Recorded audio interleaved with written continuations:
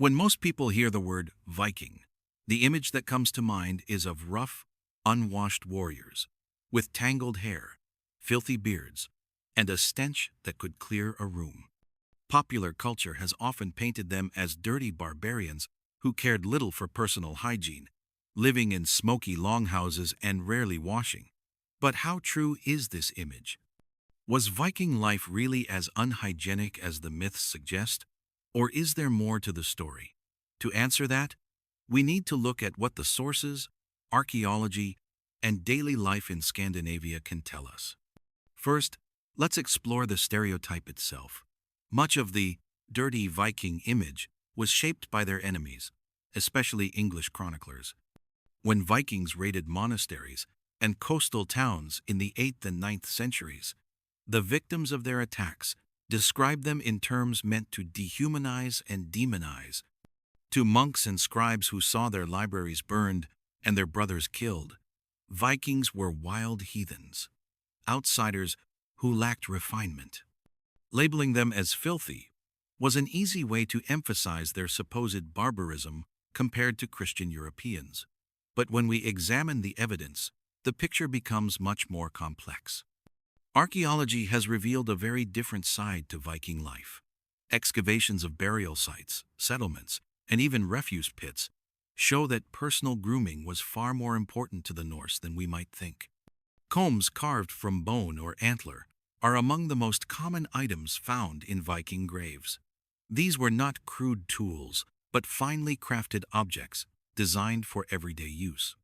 Some were decorated, suggesting that they were valued possessions, not just functional ones.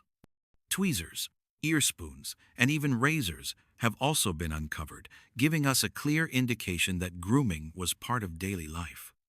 If Vikings didn't care about their appearance, why would they take these items to the grave? In fact, the abundance of grooming tools tells us that personal hygiene was not just for the wealthy.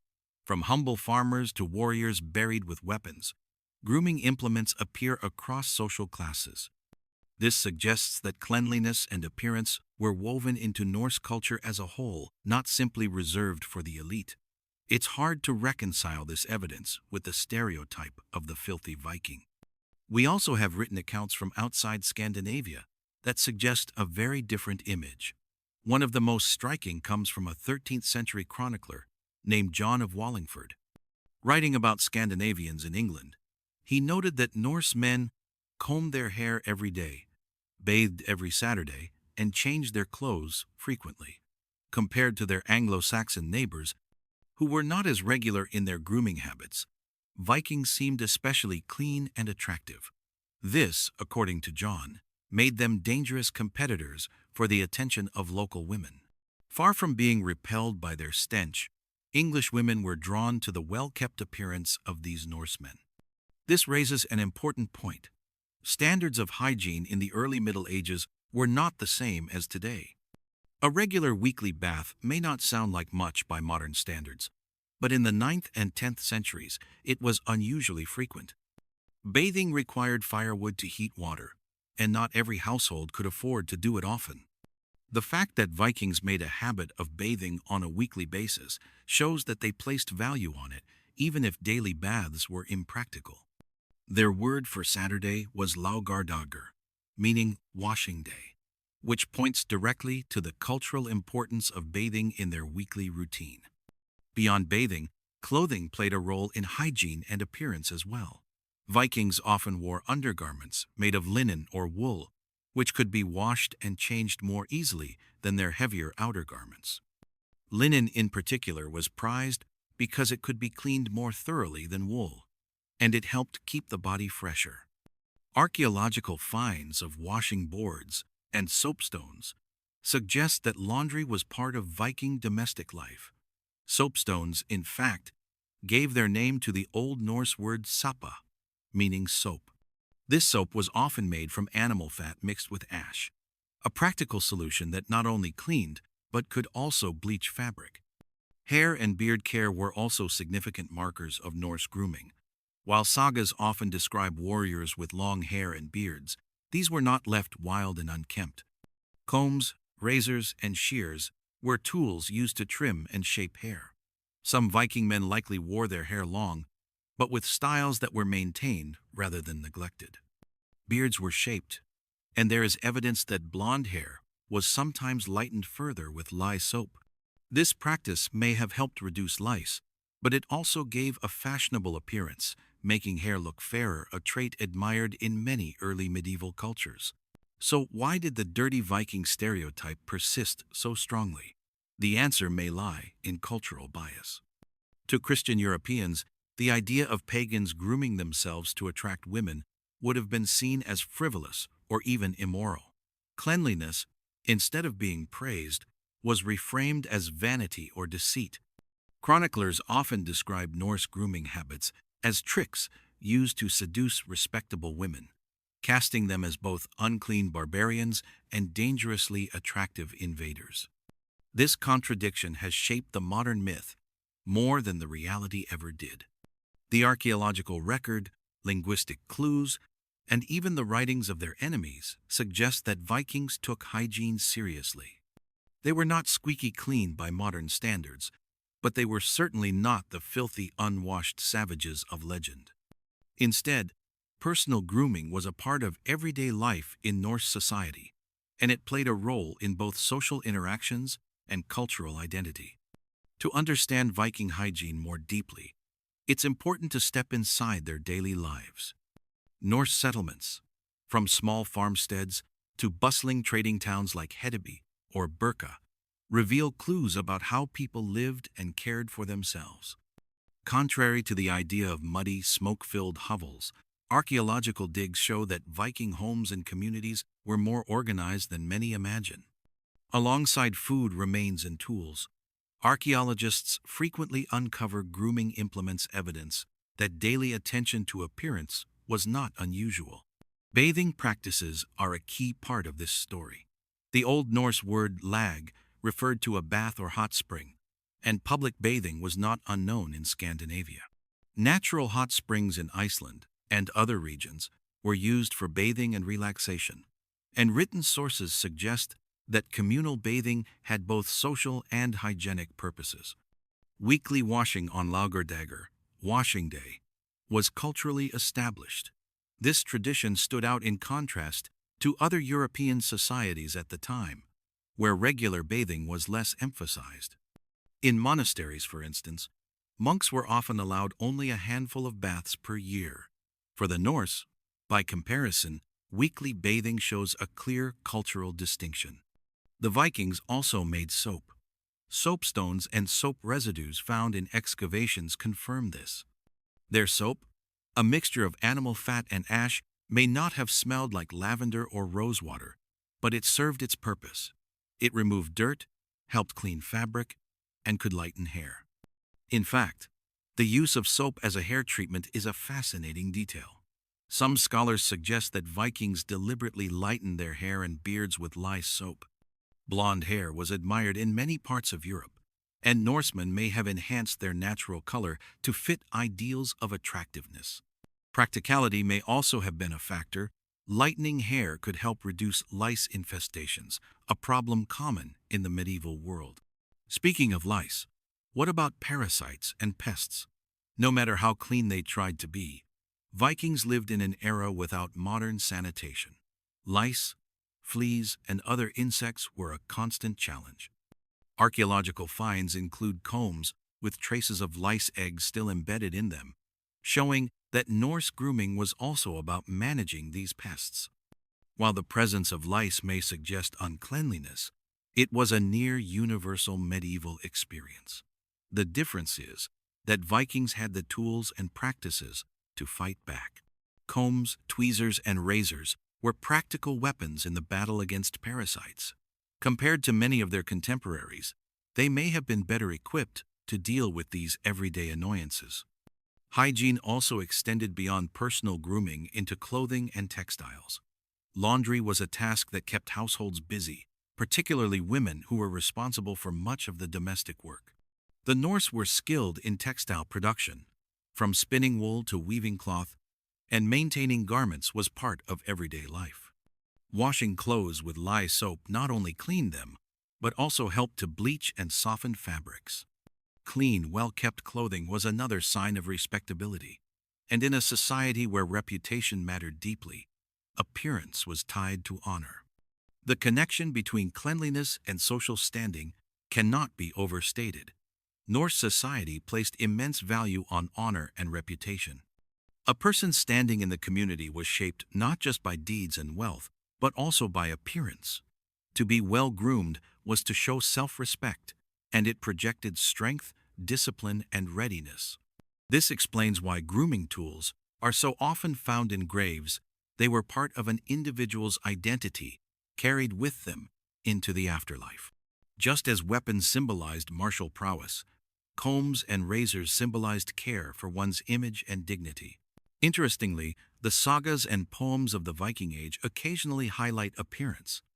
Warriors are described not only by their strength, but also by their striking looks, bright eyes, fair hair, and impressive stature. Grooming reinforced these qualities. A disheveled warrior might be seen as careless or dishonorable, while a man who kept his beard trimmed and his clothes clean would command more respect.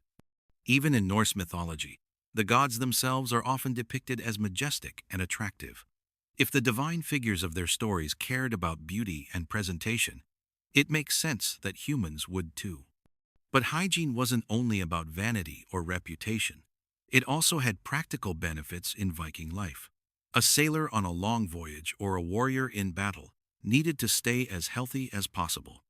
Cleanliness could reduce the spread of disease or infection, especially in communal living spaces.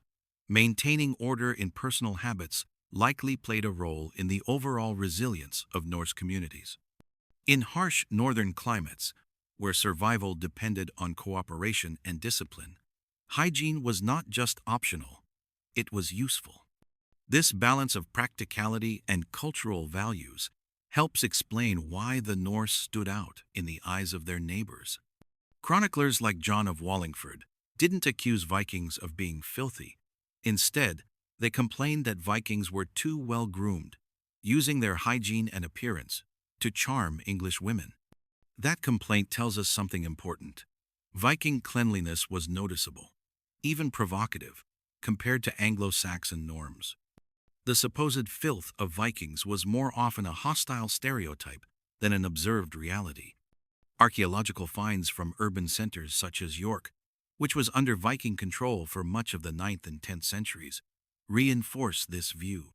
Excavations at Coppergate revealed large numbers of grooming items: combs, tweezers, razors, and ear spoons. Soap-making tools and textile equipment were also found. These artifacts don't just hint at hygiene, they prove it.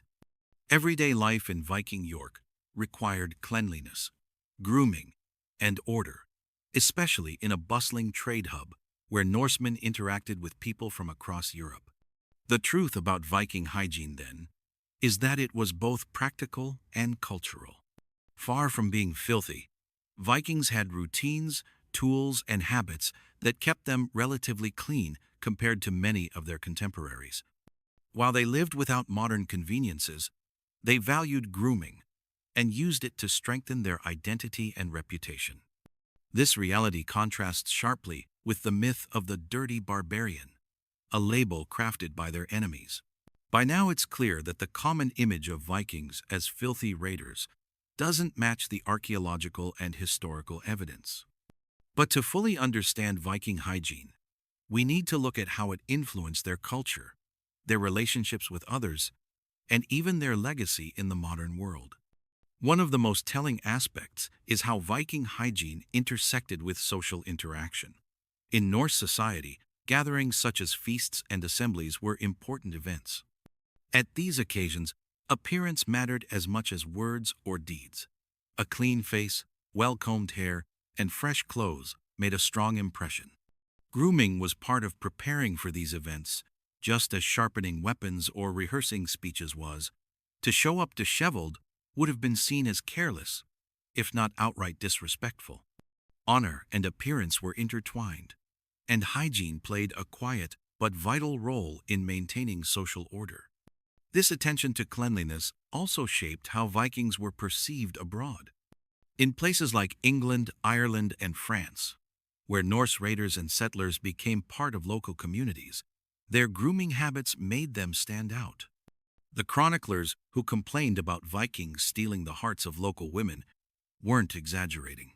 Archaeological finds show that Norse grooming kits were portable and often carried while traveling, meaning that even on raids or journeys, men paid attention to their appearance.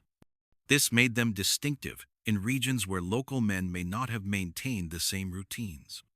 Cleanliness became not only a personal habit, but also a tool of cultural influence, one that set them apart from their neighbors.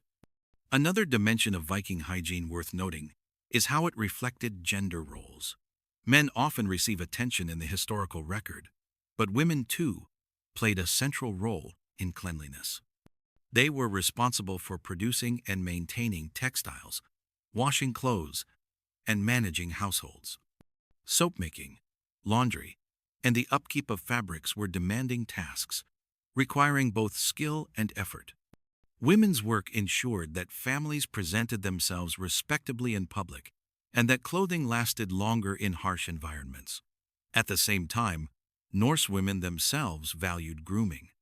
Decorative combs, jewelry, and clean garments appear in female graves, showing that appearance and hygiene were as important for women as for men. There's also evidence that children were introduced to grooming habits early. Miniature combs and grooming tools have been found in some graves, suggesting that even young people were expected to maintain their appearance. This indicates that hygiene wasn't just a personal preference, but part of social education. Teaching children to care for their hair, clothes, and cleanliness helped prepare them for adulthood, where reputation and honor were essential. Hygiene also held symbolic meaning in the sagas and myths. While these texts were written down centuries later, they reflect values that were deeply rooted in Norse culture. Heroes are often described as radiant, well-kept, or striking in appearance. Filth and disorder, on the other hand, were often associated with outcasts, monsters, or dishonor. These contrasts suggest that Norse audiences saw grooming and cleanliness not just as physical practices, but as reflections of moral character. To be clean was to embody discipline, strength, and honor. To be dirty was to risk shame and weakness. Of course, we should remember that by modern standards, Viking hygiene was still limited. They didn't have running water, toothbrushes, or modern medicine. Illnesses, lice, and infections were constant challenges. But compared to many other societies of their time, the Norse stood out for their regular bathing, their grooming tools, and their cultural emphasis on appearance. Their enemies may have mocked them as dirty barbarians, but ironically, other Europeans sometimes thought they were too clean, too polished, and too attractive. This dual reputation, both filthy and dangerously well-groomed, highlights the power of perception. Much of history is shaped by the way enemies describe one another, and the Vikings suffered from centuries of being cast as uncivilized outsiders. Yet the evidence shows a society that valued hygiene more than most of its contemporaries. They may have lived in smoky houses and battled lice, but they also bathed weekly, combed their hair daily, trimmed their beards, and cared for their clothes. For the Viking Age, that was remarkable. Looking at the bigger picture, Viking hygiene reveals something profound about Norse culture.